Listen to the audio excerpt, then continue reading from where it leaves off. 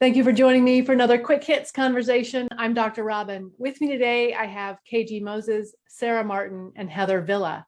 The question I'd like to ask, where does self-esteem come from if it's not based on comparing ourselves to others? Sarah, can you kick us off today? Absolutely. I mean, this is a topic that is near and dear to my heart. I have two young daughters who I'm always trying to boost their self-esteem and confidence in life as they go through the tumultuous growth phase of school. But through that, we created a process, and essentially, without comparing yourself, you can create confidence. And that is through creating a series of values and outlining those values with your actions, and then going through a consistent process of self-assessment so that you are running your own race and you're not really looking at every other person's race as far as like how far they're going in their journey. And another thing that's like really big for us is that someone else's success does not take away from your own success. So that in comparing yourself, you're not really doing yourself any favor, that you should be a cheerleader, you should share, and that also comes back to you as well. So that's where I think a lot of self-esteem and confidence can be rooted in a very healthy way. Oh, interesting. So yeah, the idea that lighting a candle doesn't diminish your own light. Love that. So I would say it comes from a positive self-image, and that is rooted in self-love and how much you love yourself, understanding your strengths and your abilities, as well as understanding your limitations. So you're having a balanced view of who you are. So if you have to compare yourself to people, right? So people change, people evolve, people develop. And if you have to continuously do that, then you will never meet up. So you're never worthy. You'll always be in a state of deficiency, right? And so therefore, you'll do yourself a disservice, actually. So it's better to kind of focus on you. Right. What are my strengths and what am I good at? What are my abilities? And let that confidence come from within, because when that confidence comes from within, it's kind of illuminate. And when you walk into a room, that shows when you walk into a room, rather than I'm always trying to meet up. So self-esteem is an internal thing rather than external. For me, it's about growth and reflection. I think a lot of folks don't realize that intent doesn't always equal impact. But when I reflect, I try to focus what was my intention. And if the impact wasn't where I hoped or thought it would be, how can I get there? So if I'm doing better every day by myself and trying harder for myself to increase a more positive impact based on my intentions, that's where I feel I get my self-esteem. So when I thought about this question, I go back to my volleyball playing days, back when I used to play competitive volleyball. And if you want to win, play against a 5-year-old. If you want to get better, play against someone who's at your level or better. But if you play against someone who's too much above you, you're just going to get smashed and you're not going to learn. And so that ability to have self-confidence, like Sarah and KG, you said it, Heather, you alluded to it as well.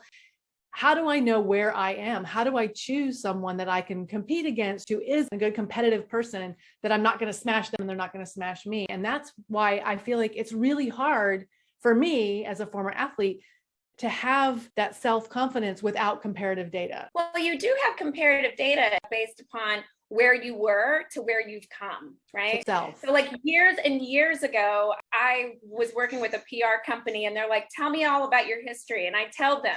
And then a few days later, I'm like, oh yeah, we were on CNN. And she's like, why didn't you put that in your history when you talked to me? Like, that's huge. And I totally forgot. So it pushed me very hard to really dig a lot deeper, because a lot of times when we have these successes, you have the success and then you just keep going and you sort of forget about it. You're like, check the box, that's done, moving on. Whereas the failures tend to like really drag you down, right? And so a list.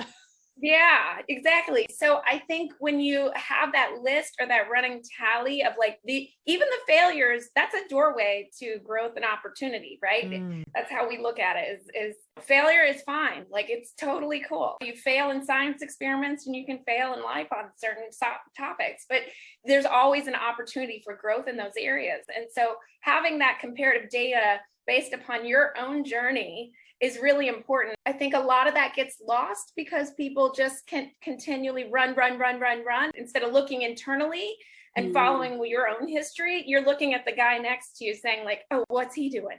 Trust me, he has all his own stuff. He is dealing with a ton of stuff as well.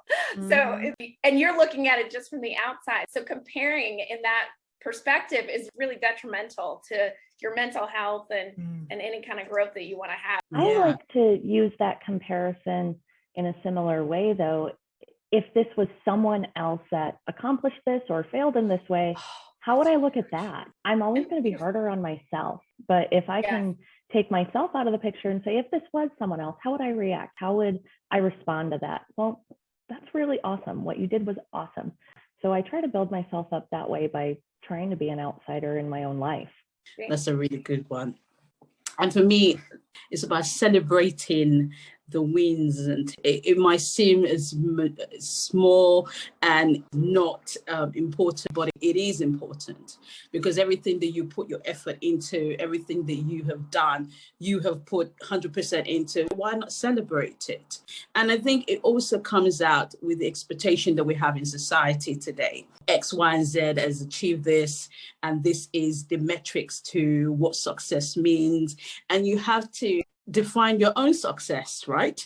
And find your own path and embrace that. And that might mean sometimes in some situations, it might mean you go through some challenging times, right? But those are opportunities of growth. And those would also build your resilience as an individual. And so it gives you that confidence to know, I've overcome this situation, I've overcome these challenges. Look, I can do this. Let's go, like I say. Yeah, I read something recently that said part of being grateful, part of having gratitude is being able to accept gratitude from others. That ability to say, you're welcome. And I think that takes confidence, that takes knowing yourself. Yeah, that brings me to something that I had a lot of challenge with while growing up. So if someone was to pay me like a compliment and say, oh, your hair looks lovely, I want to shrink. I don't deserve this. That kind of attitude, this feeling of less worth, where does it come from?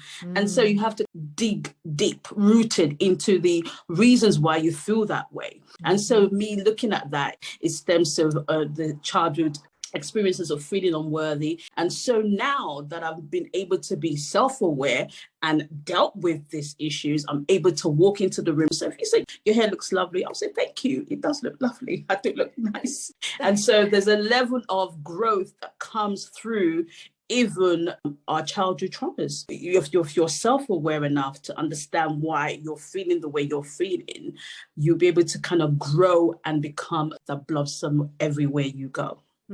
I love that we've come from confidence. Like, how do you have confidence without comparative? And what we've circled to is that when someone compliments you, you have to own that. And I think that's part of becoming confident without comparative is when someone says you're great, believe them. Yeah, definitely. I have an internal voice for those because I struggle with it too. And my internal voice is preaching, the correct answer is thank you. Exactly. I think too, you mentioned internal voice and how we speak to ourselves. The more self-aware you become about that, the more powerful you will become, because there's so much that we say in our own heads to ourselves. And like you said, it's not always super kind. I know through my journey of learning meditation, I became aware of how many thoughts I was having all the time. And I'm like, wow, those were happening. Like, that's insane. And so, once that became a realization for me, all of a sudden I could hear all the things that I was saying. And I thought, oh my God, I would not say these things to my worst enemy, And so that was a huge growth moment for me to realize. And my mantra is just be gentle with yourself, Sarah, be gentle with yourself, because I can, like you said, I can be very, very hard on myself. I can push and push and push almost to the point of burnout, and it's just not worth it. So being gentle with yourself and being mindful of how you treat yourself and how you speak to yourself is really, really powerful. Yes. And thank you so much. That is our 10 minutes. So I'm going to cut us off there. Thank you so much for having this conversation with me. It has been helpful for me, and I appreciate your time. And I look forward to speaking to each of you again really soon. Thank you. Thank you.